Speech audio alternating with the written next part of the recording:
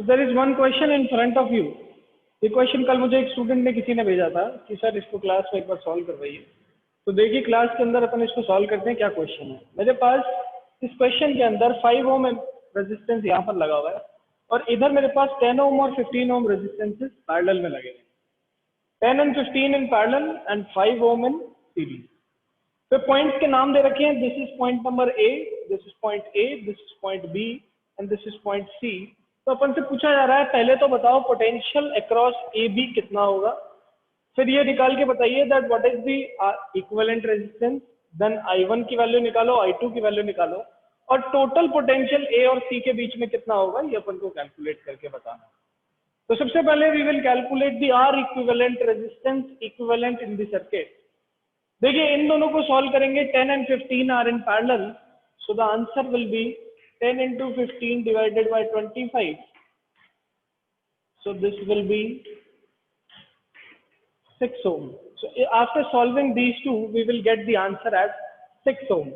And the R equivalent comes out to be 6 plus 5, which is 11 ohms.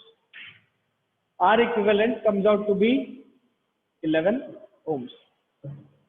तो यहाँ पर मेरे पास 11 ओम आंसर निकल के आता है। किसके लिए? R equivalent के लिए। ठीक है, सिंपल सीधी सी बात है, इसमें कुछ भी मुश्किल नहीं है। चलिए नेक्स्ट अपन से क्या पूछा जा रहा है। नेक्स्ट अपन से पूछा जा रहा है potential across A B. That means ये ए पॉइंट था, ये बी पॉइंट था और इसके बीच में पोटेंशियल कितना है। ध्यान से देखिए इस वायर के ऊपर आपको एक एरो बना हुआ है और इस एरो पे आपको 1 एम्पियर करंट दिख रहा है।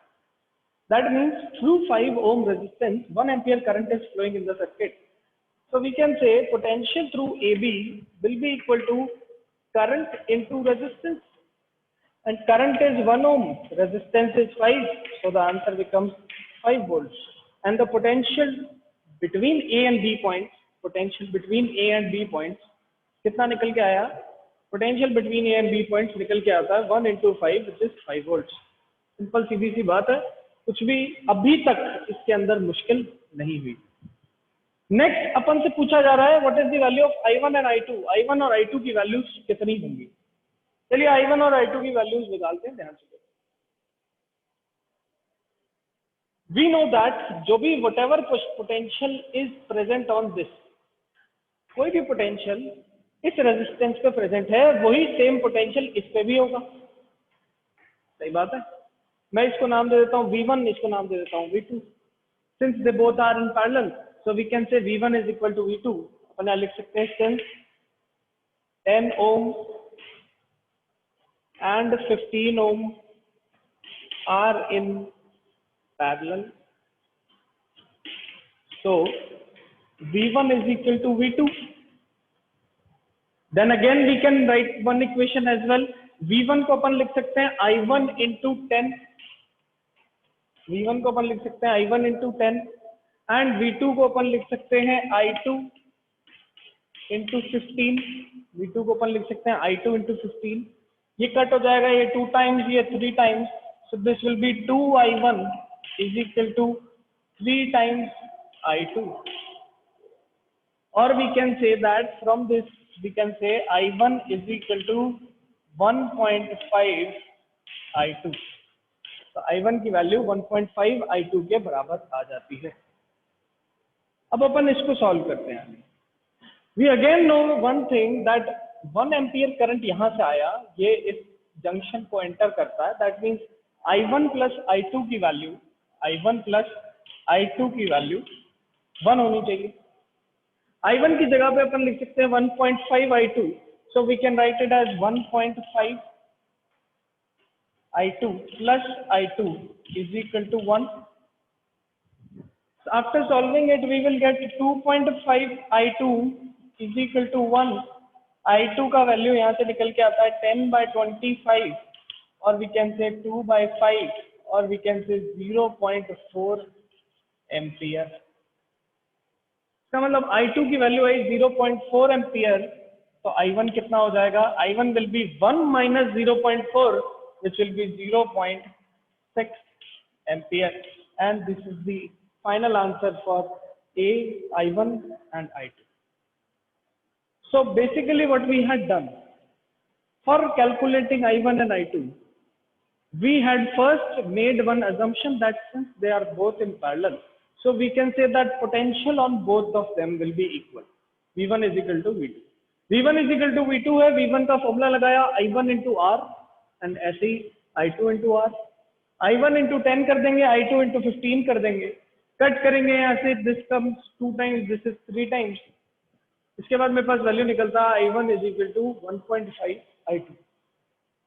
एक और इक्वेशन अपन ने यहाँ से डेराइव किया है, ये दूसरा इक्वेशन अपन ने कैसे निकाला, मुझे पता है जंक्शन को 1 एम्पियर करंट एंटर करता है, that means I1 plus I2 किसके बराबर होना चाहिए, 1 के बराबर होना चाहिए. So we can write it as I1 is equal to 1.5 I2 plus I2 is equal to 1, और we can say that 2.5 I2 is equal to 1, I2 is equal to 10/25 और 2/5 इज इक्वल टू 0.4 एम्पियर, और यहाँ से मेरे पास I1 की value आ जाती है 0.6 ampere. I1 I2 निकाल लिया है अपन ने. इसके बाद अपन ने यहाँ पर पोटेंशियल्स भी निकाल लिए हैं, potential of VAB and potential of R equivalent we have also calculated. I1 I2 भी निकाल लिया.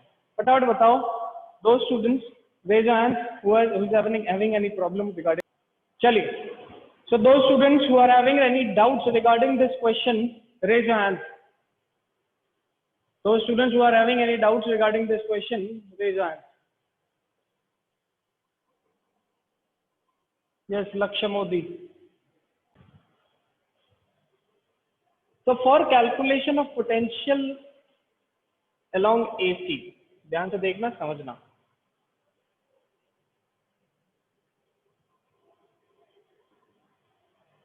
I1 की वैल्यू मेरे पास लिख ली थी 0.6 ampere and I2 comes out to be 0.4 ampere. For potential across VAC, we can say that VAC is equal to VAB plus VBC. तो AB पे और BC पे जो भी पोटेंशियल है इनको ऐड कर देंगे, क्योंकि इस पे जो पोटेंशियल रहेगा प्लस AB पे जो पोटेंशियल है, इन दोनों को ऐड करो, अपने पास टोटल पोटेंशियल आ जाएगा. चलिए, BC पे जो पोटेंशियल है ये कैलकुलेट करने के लिए आप कोई भी एक पोटेंशियल कैलकुलेट कर लो, यूजिंग 10 ओम कर लो या यूजिंग 15 ओम कर लो, क्योंकि दोनों का जो भी पोटेंशियल है वो सेम है, पैरेलल में सेम होता है. तो we can calculate potential using either one of the resistances and we will get V1 is equal to 0.6 into 10 और आंसर आ जाता है 6 वोल्ट. इसका मतलब जब अपन इस इक्वेशन में वैल्यू को पुट करेंगे तो VAC is equal to VAB कितना है, 5 volt, 5 volt plus 6 volt and the final answer becomes 11 volts. So the final answer for VAC comes out to be 11 volts. This is your final answer. फटाफट बताइए दो students who are having any doubts regarding this point कि sir हमने कैसे ये VAC निकाला. So now let us move on to the next part of this chapter. Next part of this chapter is heating effect of current, which is a very easy and very interesting part. ध्यान से देखिए.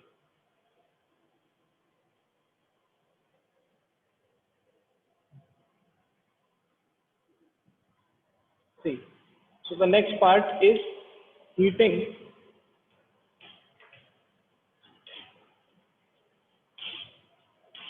effect of electric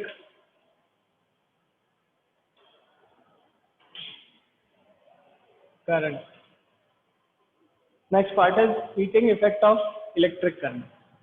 Heating effect of electric current क्या कहता है, इसके बारे में बात करते हैं. देखिए, मान लो ये मेरे पास एक कंडक्टर है, this is a conductor. This is a conductor which is cylindrical in shape. इस कंडक्टर से मैंने क्या किया, एक बैटरी को कनेक्ट कर रखा है. This is a battery which is connected to this conductor. Now in this particular conductor the current will be flowing from this direction. Current कुछ इस तरीके से बैटरी के अंदर फ्लो करेगा, ऐसे.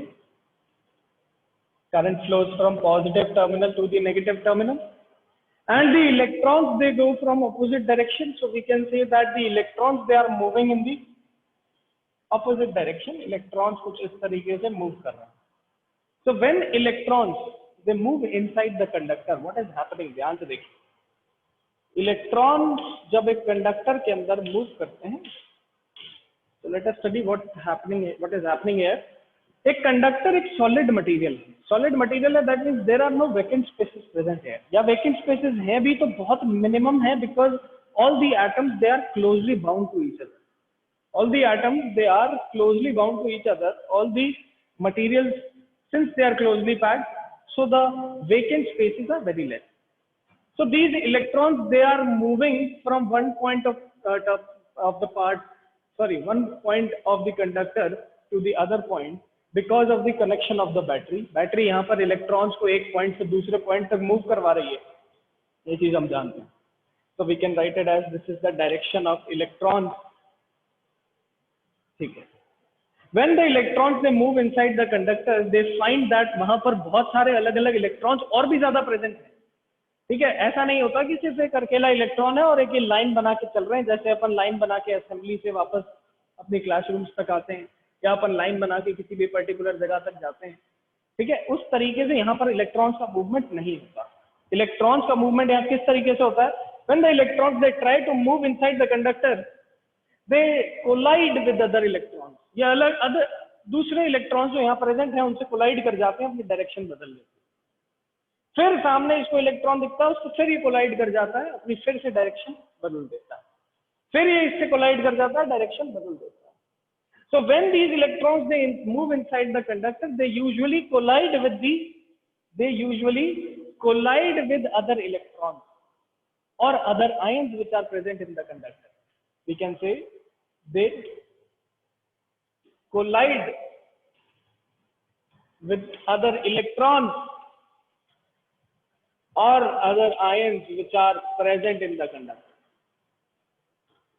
इनसे कोलाइड करने लगते हैं. कोलिजन की वजह से होता क्या है? whenever a particle collides, तो वहां पर there is some loss of energy. Energy हम जानते हैं, energy is neither created nor can be destroyed. ये एनर्जी आई कहां से? इलेक्ट्रॉन ये एनर्जी लेता है फ्रॉम द बैटरी. इलेक्ट्रॉन ये एनर्जी लेता है from the battery, and electron after taking this energy starts moving in the circuit like this. Electron after taking this energy starts moving in the circuit like this. When the electron enters the conductor is a solid material. That means it does not have vacant spaces present in them. So what happens? These electrons they collide with each other or they collide with the ions present inside the conductor. ठीक है. ये electrons एक दूसरे से collide करते हैं या फिर यहाँ जो पॉजिटिव आयंस प्रेजेंट हैं उनसे कोलाइड करते हैं. कोलिजन की वजह से होता क्या है? यहाँ पर एक लॉस ऑफ एनर्जी होता है. Loss of energy. ठीक है. कोलिजन मतलब काइनेटिक एनर्जी से इलेक्ट्रॉन आ रहा था, इलेक्ट्रॉन चल रहा है, that means it is possessing some kinetic energy, it collides with something. So the some energy is lost in the environment. So some energy is dissipated or lost in the environment. I am showing you the energy lost in the form of these zigzag lines. ठीक है. Energy lost in the environment. इस energy loss की वजह से ये conductor जो है, this conductor starts becoming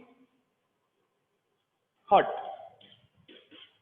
ये कंडक्टर गर्म होने लगता है, हॉट होने लगता है, इसका टेम्परेचर इंक्रीज होने लगता है. We can say that the temperature increases. Now ultimately this energy was basically provided by what? This energy was provided by battery, and this energy is taken up by the electrons and lost in the conductor, making the conductor hot or increasing the temperature of the conductor. Basically this phenomena is known as heating effect of electric current. So in this, what is happening? Electrons are traveling, that means some current is flowing in the circuit, and due to that current the temperature of the conductor increases. ये अपन observe कहाँ करते हैं? ये अपन हर device में observe करते हैं. जब अपन ज्यादा देर तक टीवी देखते हैं तो आप कभी टीवी के पीछे हाथ लगाया करो. ठीक है. चाहे वो एलईडी टीवी ही क्यों ना हो, चाहे वो पुराने टीवी क्यों ना हो, आप उनके पीछे हाथ लगाओ, देखोगे कि जो टीवीज हैं वो गर्म हो जाते हैं, हॉट हो जाते हैं. When you continuously use your mobile phones and laptops or computers, they tend to become hot. Why? Because of heating effect of current. because some energy is being lost or dissipated in the environment. ठीक है, तो हर appliance में heating effect होता है. Now basically heating effect depend किस पे करता है? तो हीटिंग इफेक्ट डिपेंड करता है कोलिजन पे. और कोलिजन रेजिस्टेंस के कंडक्टर के अंदर क्या क्रिएट करते हैं? कोलिजन कंडक्टर के अंदर रेजिस्टेंस क्रिएट करते हैं.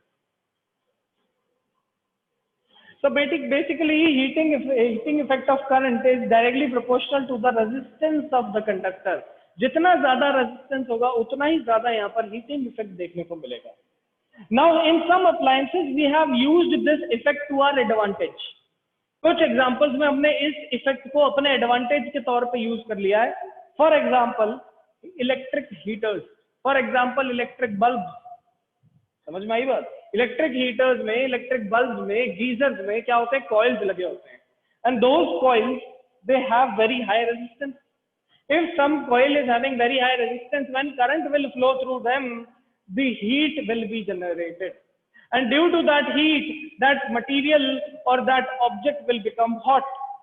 And we have used that property, heating effect of electric current property, to our advantage. Heater के अंदर अपन क्या करते हैं? हीटर को अपन जैसे ही ऑन करते हैं ना, वो गर्म हवा फेंकना शुरू करता है. सर्दियों में हमारे लिए यूज आता है. बल्ब के अंदर क्या होता है? बल्ब के अंदर अपन टंगस्टन फिलामेंट यूज करते हैं. उसका रेजिस्टेंस इतना ज्यादा होता है कि वहां पर बहुत ज्यादा ट्रेमेंडस अमाउंट ऑफ हीट जनरेट होती है, जिसकी वजह से जो टंगस्टन फिलामेंट है वो रेड हॉट दिखता है. वो मेल्ट नहीं करता क्योंकि उसका मेल्टिंग पॉइंट 3300 डिग्री सेल्सियस के आसपास होता है, इसलिए वो मेल्ट नहीं करता. लेकिन उसके अंदर हीटिंग इफेक्ट की वजह से इतनी हीट जनरेट हो रही है कि वो रेड हॉट होकर ग्लो करने लगता है, और इसी को अपन बल्ब का फिनोमेना कहते हैं. So in many other appliances we are using what? In many other appliances we are using the heating effect of electric current as our advantage. ठीक है? So this is the whole phenomena of heating effect. फटाफट बताइए, those students who are having any doubts. अगर सबको समझ में आ रहा है तो एक बार हैंड रेज कर दो फटाफट.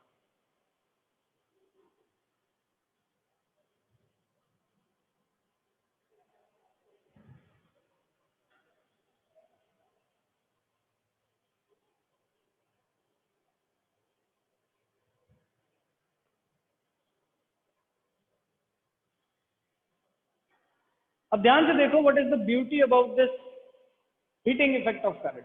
हीटिंग इफेक्ट ऑफ करंट में जो एनर्जी इलेक्ट्रॉन्स ने बैटरी से ली, वही सेम एनर्जी यहाँ जाके डिसिपेट हो रही है. यहाँ जाके डिसिपेट हो रही है, उसके अंदर से हमारा अप्लायंस गर्म भी होता है, उसके अंदर से हमारा अप्लायंस चलता भी है. ठीक है?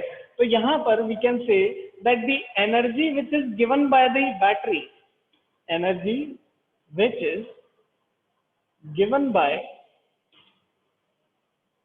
by the battery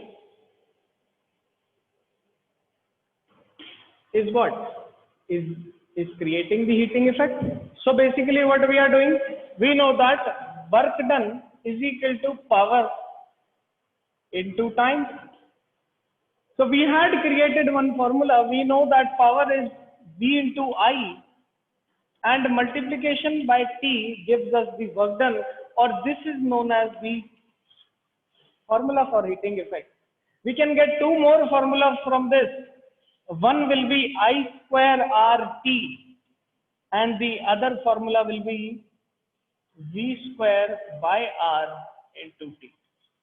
So these are the three different formulas made up for heating effect of current. So basically this is the phenomena we use for the heating effect of current, also known as Joule's heating, also known as Joule's heating principle. Joule's heating principle.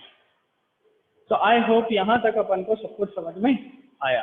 Simple सीधी सी बात है यार, आपको सिर्फ इतना ध्यान रखना है, electrons they enter the conductor, they collide with each other, due to the collision the energy is lost, and if the energy is lost or dissipated inside the conductor becomes hot.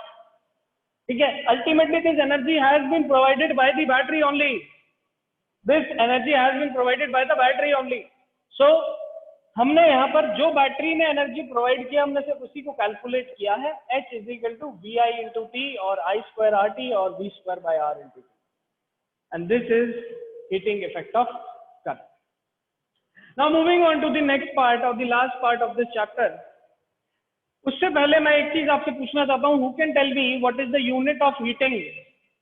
What is the unit of heat which is generated over here? यहाँ पर जो H है, जो heat है, heat, इसका unit क्या रहेगा? Who can tell me? raise your hand fast. Screens को प्रोजेक्ट ना करें.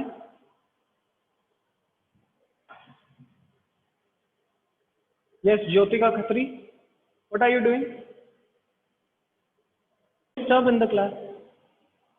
If you guys will disturb in the class, I will remove you and block as well, ताकि आप फ्यूचर क्लासेस को भी अटेंड ना कर पाए. चलिए, moving on to the next topic which is commercial unit of electricity. Moving on to the next topic which is commercial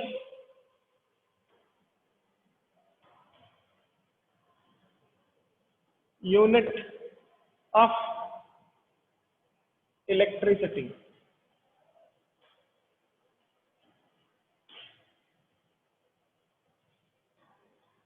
So basically what is commercial unit of electricity? शुरू करते हैं, इसके बारे में पढ़ना देखते हैं. कमर्शियल यूनिट की जरूरत क्यों पड़ी? भाई जब हम घर के अंदर अप्लायंसेस को यूज करते हैं तो हमारी जो एनर्जीज निकल के आती है वो बहुत ज्यादा निकल के आती है. It comes out in the order of 10 to the power 7 और 10 to the power 8 जूल्स. तो इनको मेजर कर पाना थोड़ा हमारे लिए मुश्किल होता था. इनको मेजर कर पाना हमारे लिए क्या होता था? मुश्किल. Because when we use energy, when we use electricity at our homes, तो जो एनर्जी कंजम्पशन आता है that comes out in the order of 10 to the power 7 और 10 to the power 8 जूल्स. बहुत ज्यादा एनर्जी हम घर के अंदर यूज करते हैं. इस चीज से बचने के लिए, इतनी हैवी कैलकुलेशन से बचने के लिए हमने एक यूनिट डिसाइड की और उस यूनिट को क्या बोला? किलोवाट आवर बोला. And that unit is commercial unit of electricity which is used to measure the amount of energy used by any household. ठीक है, थ्रू आउट ए मंथ और थ्रू आउट अ डे, कितने भी time के लिए. आपको ये चीज ध्यान रखनी है that commercial unit of energy is the unit of energy which is used for measuring the energy or amount of energy which has been used throughout the month for a household, for a commercial purposes, जिससे अपना bill निकल के आए, जिससे हमारा bill बन के आए, ताकि हम एक डिफाइन कर पाए कि हाँ इतना एनर्जी हम यूज कर चुके हैं और इसके कॉरेस्पॉन्डिंग ये हमारा इलेक्ट्रिसिटी बिल होना चाहिए. इस कैलकुलेशन को आसान करने के लिए हमने इसे डिवाइस किया. Now basically what is commercial unit of electricity? It is kilowatt hour. Commercial unit of electricity is kilowatt hour. Kilowatt hour means energy is equal to power into time, in which power is written in the form of kilowatt and time is written in the form of hours. If we calculate energy using this formula, kilowatt can be written as 1000 watts and hour can be written as 3600 seconds. After solving it, we will get 3.6 into 10 power 6 joules. That means 1 kilowatt hour is equal to 3.6 into 10 power 6 joules, which is very large amount of energy. But when we calculate the total energy consumption of one house for 1 month, it comes out to be nearly 1000 units और 1000 kilowatt hour. तो अब आपको समझ में आ रहा होगा कि हाँ सर, जो एक घर का यूजेज होता है या एक इंस्टीट्यूशन का यूजेज होता है वो बहुत ज्यादा होता है, बहुत ज्यादा होता है. तो जब अपन जूल्स में कैलकुलेशन करते हैं तो बहुत बड़ी बड़े नंबर आते हैं, बड़ी बड़ी वैल्यूज निकल के आती हैं.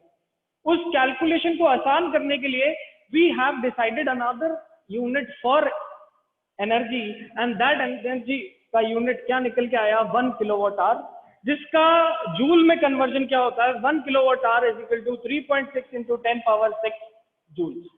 And 1 kilowatt hour is also known as 1 unit. And this is known as the commercial unit of electricity.